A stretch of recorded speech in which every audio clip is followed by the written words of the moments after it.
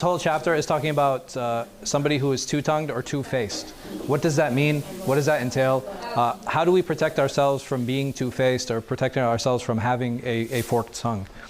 So basically what happens is that this individual, he'll seclude himself with both parties, right? So he'll go and he'll talk to one person, and then he'll go and he'll talk to the other person.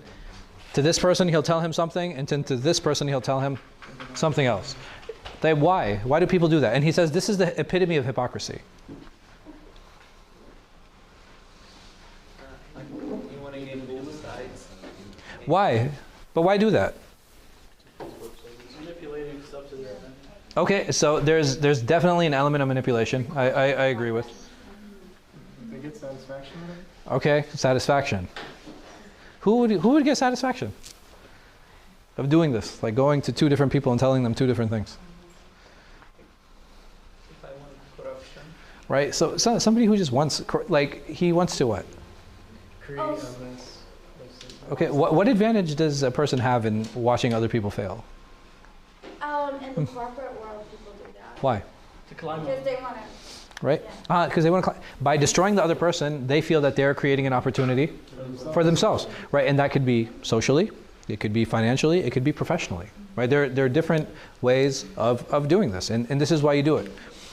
Here, there's a few narrations that he starts with. He says, Ammar ibn Yasir, he narrates that the Prophet ﷺ said, "He who is two-faced in this world will have two tongues of fire on the day of resurrection." This hadith is narrated in Abu Dawud. Abu Hurairah reported that Allah's Messenger ﷺ said, "The worst amongst the people is the two-faced one. He comes to some people with one face and to others with the other face." This hadith is in Bukhari and Muslim. Malik ibn Dinar, he said that I read from the Torah that both trust and a man is lost when his friend has two conflicting lips, yani he's two-faced.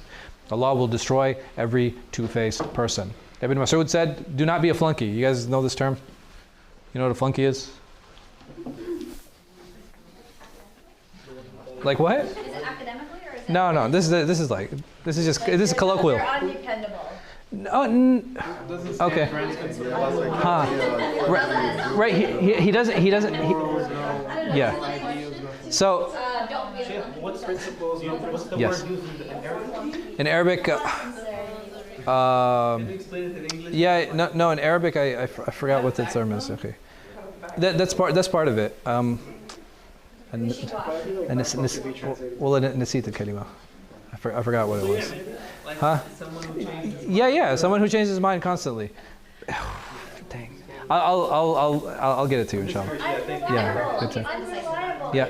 No. So what does a flunky do? A flunky just. He just follows, right? He follows. So this person you can either use a flunky, you can use cheerleader, right? You can. I'm sorry. Bandwagon. Like all of these people, why? Because they're just following without having any of their own will, right? There's no personal belief that's involved in that. Is it in Siyah? Huh? In Siyah. خلاص أشوف الكلمة عشانكم.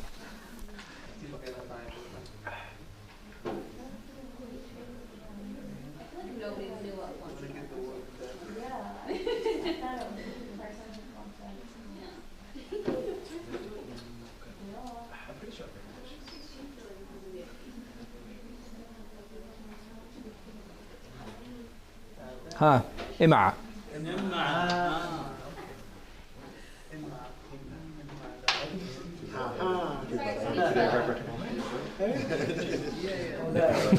Does that help? Okay. إمعة. Yeah. So it's like a flunky, like a follower. All he does is like follow. He doesn't really have any values of his own. So he says, what is the flunky? He said, the one that follows every gust of wind. They have no spine, right? They have no spine. They have no personal values. They kind of just blow in the wind, and they move wherever the crowd goes, or they move wherever they see it. What are they following, though? There has to be something there that causes people to follow the crowd or to be like that. Right, social clout. It's that social pressure that's there. Why don't we want to stand out? Why don't we want to be separate? What are we afraid of? You want to be acceptable? Okay. Validation. What else? Usually people are like weak personality. Usually people are weak personalities, but I'm not from the people. It's a disguise. Okay, it's a disguise for what? So, I mean, what does that person essentially fear? Being alone, right? Like being alone. Nobody wants to be alone, right? Nobody wants to be alone. And because because they're looking for this validation, right? They're looking for other people, and they're like, okay, well, if there are other people moving that direction, they must know something, right? They know something that I don't know. You guys have heard that one. If everybody's jumping off a bridge, would you jump off too? Yeah, if everybody's jumping on a fireball. Yes, Right. parents' favorite. Huh? Is it my parents' favorite? So I remember my parents used to say that to me, and I was like, well, they're jumping for a reason, right? They're they didn't really care. They didn't really care. Yeah. If it was like a social thing, it's like the point isn't that everyone's doing this, so I want to do this. It's not like I want to do it independently. if everyone's doing it, there Yeah. must not be something wrong with it. Yeah.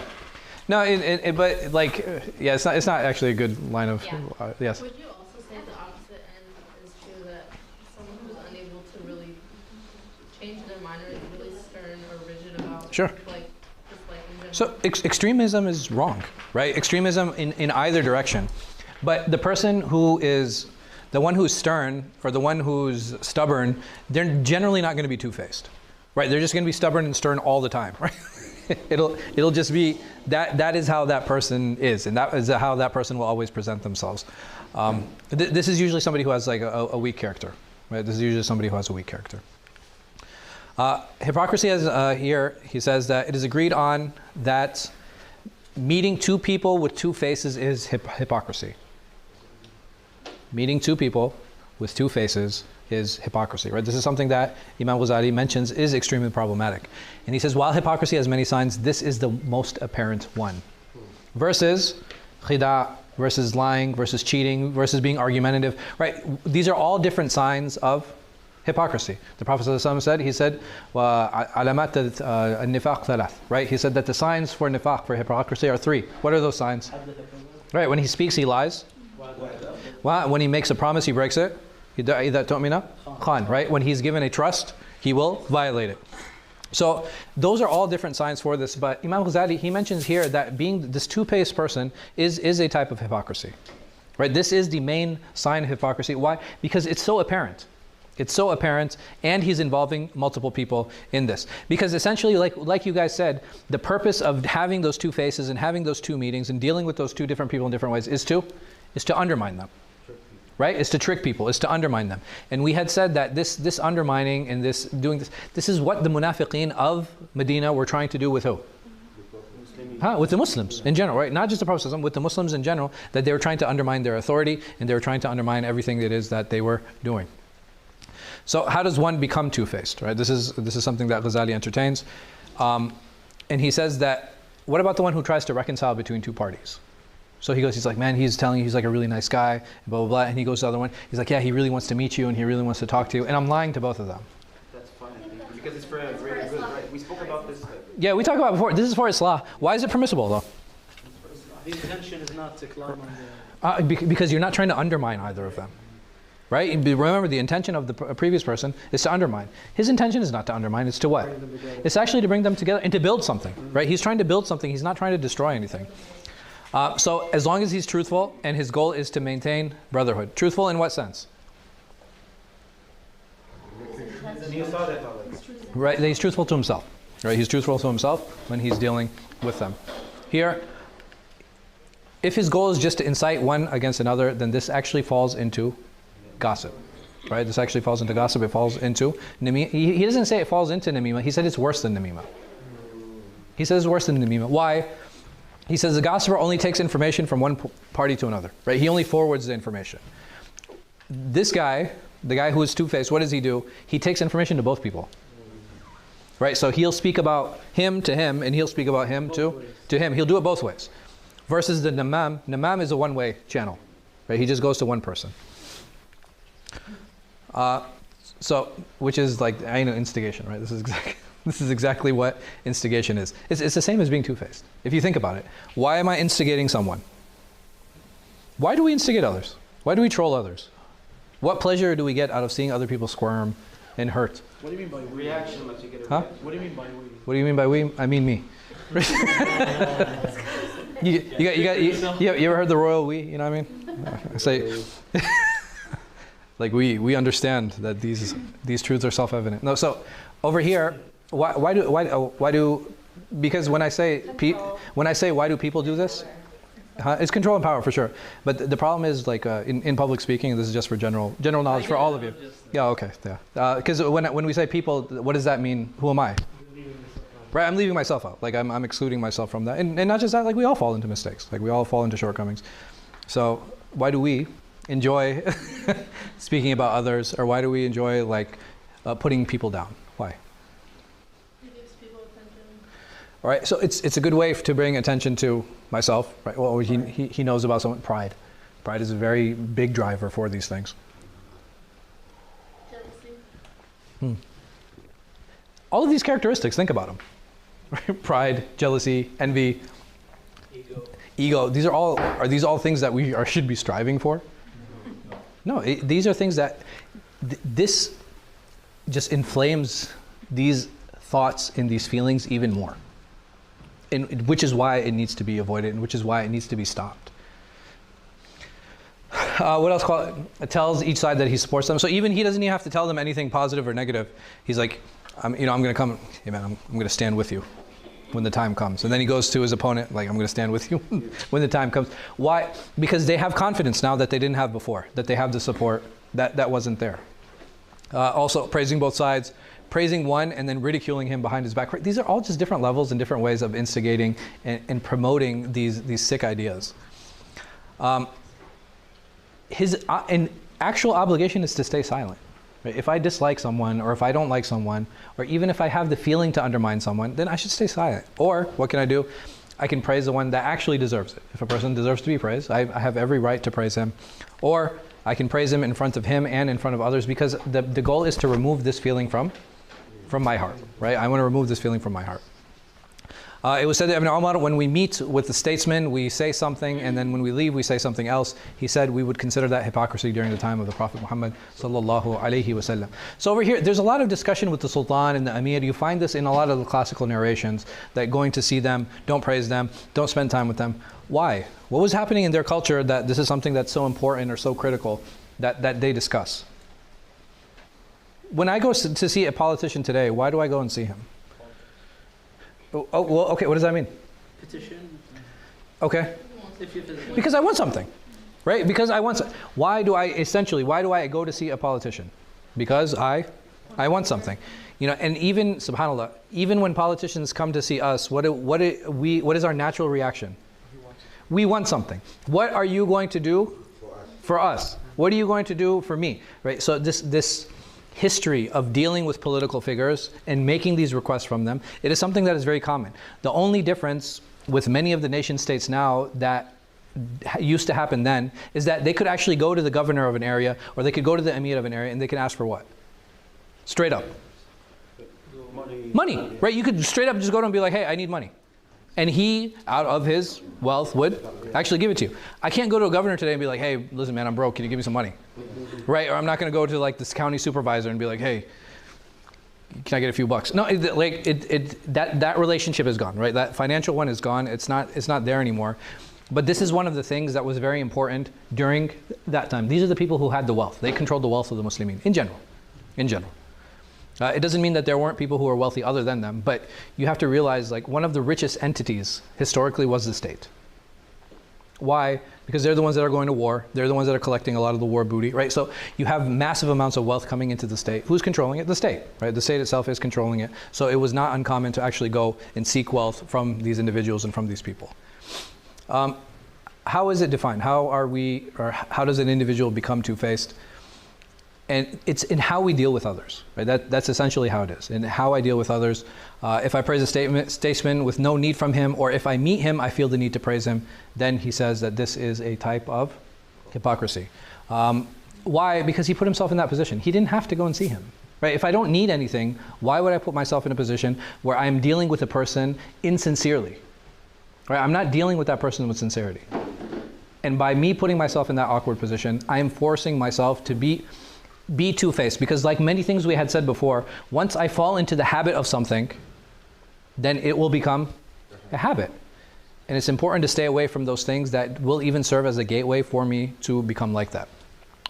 So here, this is always, you know what I mean? Like, this is the Sufi part that Ghazāli, he throws in every once in a while. Alhamdulillah. Alhamdulillah ala tasawwuf. So had he been content with little, leaving off wealth and status, he would not have felt the need to meet him seeking wealth and status, thus being a hypocrite. What does this mean? Should I not seek wealth? Absolutely not. Allahu Akbar. That's what I'm talking. See, that's a student right there, huh? What are you saying? The method of seeking the wealth should not be through It should not be through what? being too Being two-faced. Okay. Absolutely. Be honest and honestly. But he's just saying here, like, okay, being honest, right? So these are the things that he's actually, because this entire discussion is about hypocrisy, right? That's the whole discussion here. The discussion isn't about wealth. The whole discussion isn't about status. Like, this is not the purpose of the discussion here. The purpose of the discussion is avoid those pathways that will lead to you being a hypocrite. Yes? Like the ways that the shu'ara used to go to the Khalifa. Yeah. They used to like give their poems. Is that considered haram?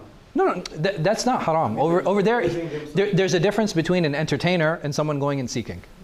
Well, I mean, the purpose of it was to get. Even if the purpose was it, is he providing a service? Yes. Yeah, well, that's right. Full of lies, you could say.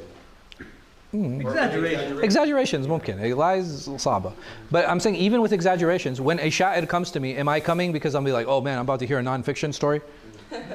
No, right? They knew that there was going to be an element of exaggeration and entertainment in that.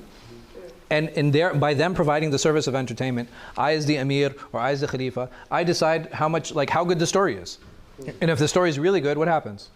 I give him more money. Not just I give him more money, I'd be like, get him a place to stay, and he's going to be entertaining me for the next, X amount of time. Yeah, and if he's no good, it's like, you don't give him any money, be like, kick him out of the castle, right? But and the thing is, we do this even on a personal level. How do we do that? How do shows become famous? When people watch them, right? And the shows that aren't famous are the ones that people don't watch. Just think about the hundreds of shows that come out daily. It's like there's a lot of competition in a lot of these spaces. A lot of times what will happen, Yeah. in the case of Mujtahid, like, let's say the aqiyah that the Khalifa will give him is not to his standards. Yeah. Once he leaves, he'll start talking bad about him after he just spoke good about him. Okay. Is that action good? Is that action necessary? Listen to what I'm saying. Is that action necessary to be a sha'ir? No, it's not. That was his personal action. That was his personal choice, and that was wrong. There's no doubt about that. But did every sha'ir act in this way? No. Not necessarily. There might be some, but not everyone. Not everyone. So the love of wealth and status plants the seed of hypocrisy. So how do we understand this statement? It builds wealth and status, brings about that pride sometimes. So if I said, man, I want to become rich, or I want to become famous, is that problematic in and of itself? The pursuit isn't love, it's the love of the thing. Right? Right. So here, again, the discussion is about hypocrisy. And we have to make sure that is what the focus is. If my love of wealth and status forces me to throw away my values, which is exactly what hypocrisy is, that is where it becomes a problem. Do people love wealth? Yes, it's a very natural love. It's not something that can be denied. It's how much we love that thing and what values are we willing to sacrifice for it. That's when it becomes problematic and when it becomes an issue. And may Allah subhanahu wa ta'ala protect us. So if it was out of need, like he's poor, he tried different avenues, and then he ends up going to the Amir. He's like, man, I don't know where else to go. I need money. He's in need at that point, right? He has a concession. This individual would have a concession at that point because there's nowhere else for him to go. He's tried the different avenues. He's tried exploring different things. He just couldn't find a solution to it. So using this in this situation, it's okay. So over here, Abu Darda, he has a very famous statement. He says, we smile in the face of some of them, even though we hate them in our hearts. Is that being two-faced? Well, I'll bring another example. Is there another guy involved, or just his feeling? It's just his feeling. Let's use a prophetic example. Aisha radiallahu anha reported that a person sought permission from Allah's apostle to see him, sallallahu alaihi wasallam. He said, grant him permission, yani let him in. And he also added, he is a bad son of his tribe, or he is a bad person of his tribe. The Prophet ﷺ is describing this person now, saying that this person is a bad person, and not only is he a bad person, he is the son of a bad person, or he's coming from a tribe that is known to be evil. And then when he came in, he ﷺ was kind to him. Aisha radiallahu anha, she said, Allah's Messenger, you said about him what you had to say. Like, you said what you said about him, and then you treated him with kindness. He said, Aisha, verily in the eyes of Allah, the worst among the person in rank on the day of resurrection is one who the people abandon or desert out of fear of indecency. So what can we benefit from these two narrations? The one of the Prophet ﷺ and the one of Abu Darda. And why is this not hypocrisy? I mean, just because someone's bad doesn't mean you should treat them bad. Okay, good. Like, so you're saying this discussion revolves around treatment. Okay. What else? Did they actually say anything? Did they lie? Did they incite? Right. It's just dealings. It's just dealings. Just because I smile in someone's face, it doesn't mean that I have to like that person. No. But here, this is the issue.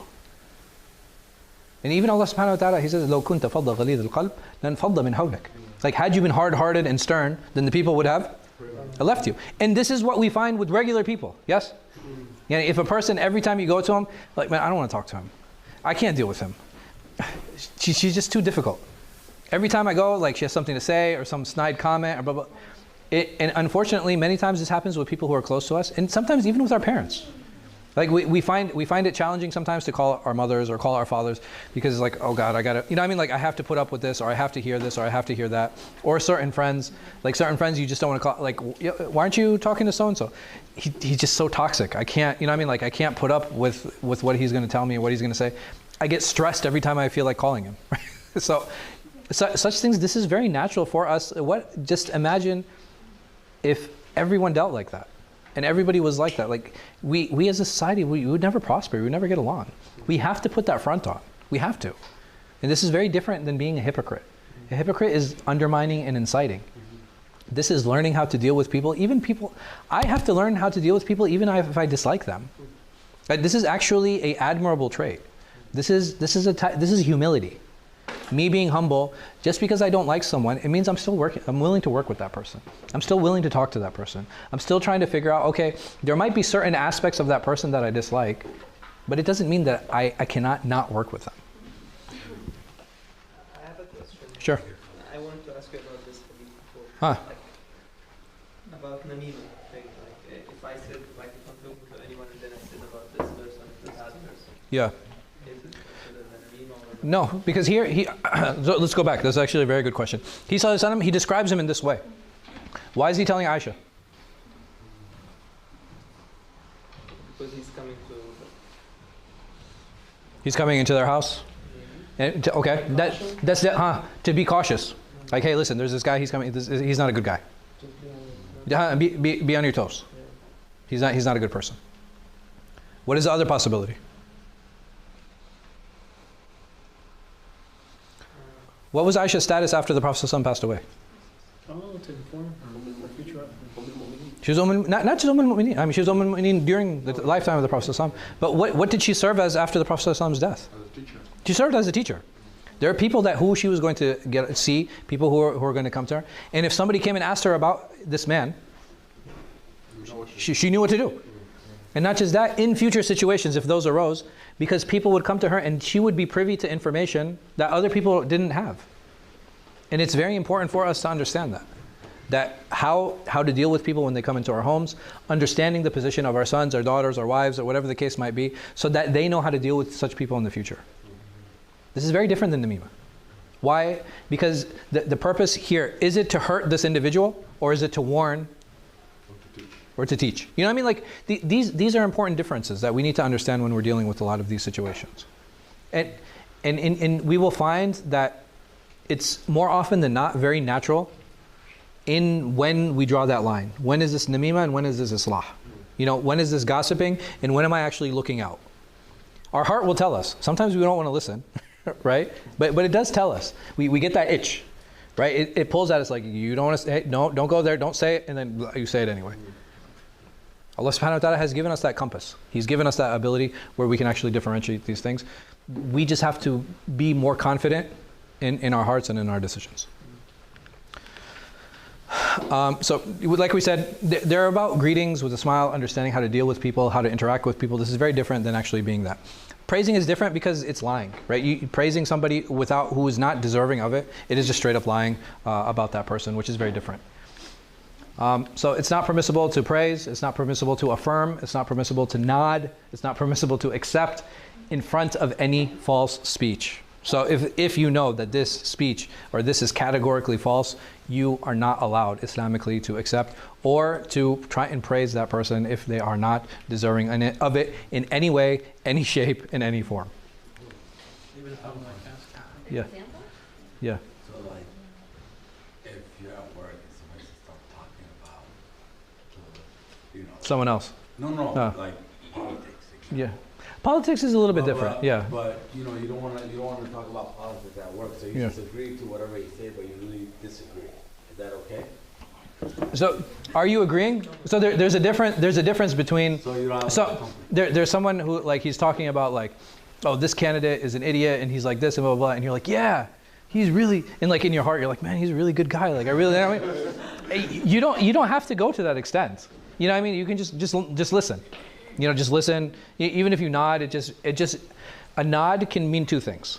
It can mean yes, or it can mean I acknowledge what you're saying, right? Like I acknowledge what you're saying. Like I hear you talking, and I'm processing it, but it doesn't necessarily mean that you agree. Versus like being like, yeah, you're right. Like he shouldn't have run. Like it's like look at gas prices. So anyway. So he's a hypocrite. And again, it really boils down to this because it develops this two-facedness in the heart. Right? It develops this two-facedness in the heart, and this is something that we should work to protect ourselves. And it's something that should always be denounced. And if you can't denounce it, just stay silent, right? At least stay silent, hate it in your heart. These are very simple strategies, very simple things that he sallallahu alayhi wasallam has told us. There's a reason that he sallallahu alayhi wasallam said, "Man samata naja," right? The one who is silent is the one who is saved, right? He's the one who is saved. Why? Because we're not obligated to speak about every issue. We're not obligated to speak about everything. And that push to speak about everything is just our egos. It's just our egos. And more often than not, our tongue will get us into more trouble than it'll get us out of trouble. The next chapter is praise. Inshallah, we'll talk about that next week. But we're going to generally keep the structure. Inshallah, it'll be 6:30 to 7:30 will be the first class, and then from 7:30 until Maghrib will be the next. How late does Maghrib get? 20. No. How late does it get? Like, what is the latest? In the future? Yeah. Maybe I think in June. Like, I think June 21st is the longest day, or July. I forget always. No. Yeah. I thought the same class after Maghrib. No. I wanted to keep the times relatively similar. After Maghrib is free. Yeah. I'm sorry? Yes. You're such a bad boy, bro. No, that's it. And then Iḥyā is at 10:20. Today's at 9:50. It changed to Sunday. It was 9:50 for this whole week. Oh, did they move it back 10 minutes? No. Oh, yeah, they did because of Ramadan. Oh, that was one. Yeah, there's only for Ramadan. They put a little bit of extra time to clean up and stuff. Oh, okay. Yeah. Class, I mean, for the foreseeable future, we're going to be. This is how we're going to do it, inshallah. But is that any questions? Yes. 38. Okay. 8:38. Yeah. You guys, one second. Huh? Yes. So I've heard people give different illahs for why riba is haram. Yeah. Are those different illahs like a madhabi difference, or is it just personal opinion? No, those are ijtihadat. So you'll find with a lot of mu'amalat, it's ijtihad things, and I'll complete after the adhan, inshallah.